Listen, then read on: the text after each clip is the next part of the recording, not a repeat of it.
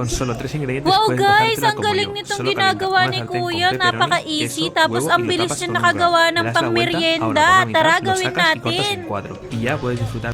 So yun guys, dahil gaya-gaya tayo, yung napanood natin kanina ay gagayahin natin yon at gagawin natin yon. Wrap de pepperoni, queso, yun yata yung tawag doon. So, yun, ipiprepare ko na yung mga kakailanganin natin para sa gagawin nating wrap de wrap pepperoni queso. So yun guys, meron tayo ditong pita wrap, mozzarella cheese na yan at saka yung may halong cheddar cheese. Tapos, meron tayong dalawang itlog. Tapos, yung pepperoni na nabili ko sa Pure Gold kanina. So, ayan. Ready na yung ating kakailanganin. Kaya, let's do this! So, yun na nga guys, nagpainit na ako dyan ng kawali, tas inilagay ko na nga rin itong una nating pita wrap. So, as you can see nga guys, tumulobo yung pita wrap natin dyan, pero mamaya ay iimpis din yan. So, eto na nga yung pangalawa nating pita wrap, pabibilisin na lang din natin tong video kasi mahaba siya. Tapos may experiment nga akong ginawa, nilagyan ko ng sesame oil nga itong ating kawali, pero hindi pala dapat kasi wala naman sa instruction yun kanina sa napanood natin, kaya tinanggal ko din. Tapos nung natanggal ko na nga yung sesame oil dito sa kawali, ayan, inilera ko na nga yan. Tapos sinunod ko na nga yung tamang proseso nung paggawa natin dito ng wrap pepperoni cheese. First time kong gumawa nito guys, kaya kinakabahan ako baka hindi maging perfect.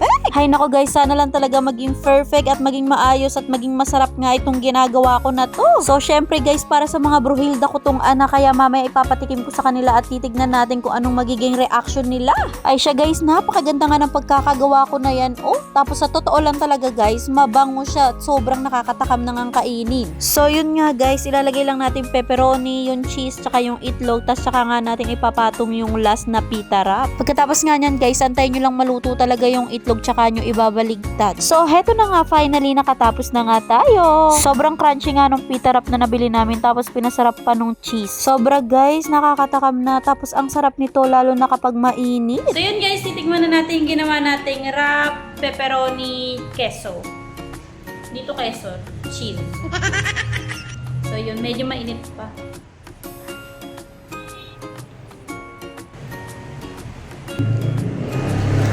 Ayun guys, umuusok pa. Sarap!